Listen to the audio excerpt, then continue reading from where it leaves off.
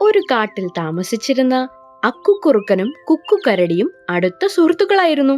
കൂട്ടുകൂടി പാട്ടുപാടി നടന്നു മടുത്തപ്പോൾ അവർക്കൊരു ബുദ്ധി തോന്നി. എന്തായാലും വെറുതെ ഇരിക്കുകയല്ലേ, നമുക്ക് കൃഷി ചെയ്താലോ? കൊള്ളാം. കരടി മൂളി. നമുക്ക് കിട്ടുന്ന വിളവ് തുല്യമായി പങ്കിടണം. എന്തിനു തുല്യം? കുറുക്കൻ ചിരിച്ചു. ഓരോ വിളവിനും താഴെയുള്ള ഭാഗം നീ എടുത്തോ, മുകളിലെ ഭാഗം ഞാൻ എടുക്കാം. അതല്ലേ രസം. കരടി സമ്മതിച്ചു. കുറുക്കൻ പറഞ്ഞു, ശരി, ആദ്യമായി നമുക്ക് വാഴ നടാം. വാഴ നട്ടു, നനച്ചു, വളമിട്ടു. കാത്തിരിപ്പ് അവസാനിച്ചപ്പോൾ വാഴയിൽ നിറയെ വലിയ പഴക്കുലകൾ വന്നു.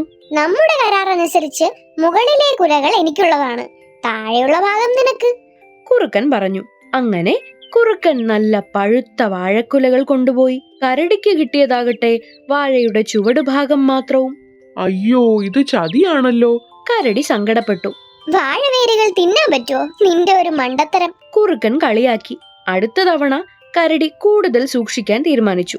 കുറുക്കൻ പറഞ്ഞു, ഇത്തവണ നമുക്ക് ചേന നടാം. എനിക്ക് താഴത്തെ ഭാഗം മതി, മുകളിലുള്ളത് നീ എടുത്തോ.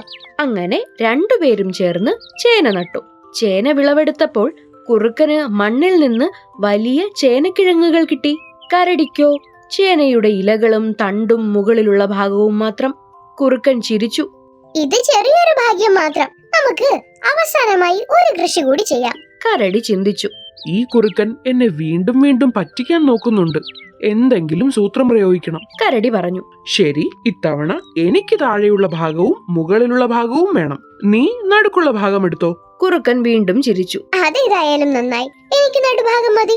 ഇത്തവണ കുറുക്കൻ കരിമ്പ് നട്ടു. കരിമ്പ് വളർന്നപ്പോൾ മുകളിലെ ഭാഗവും താഴെ വേരുള്ള ഭാഗവും കരടിക്ക് കിട്ടി. നടുഭാഗം കുറുക്കനും കിട്ടി.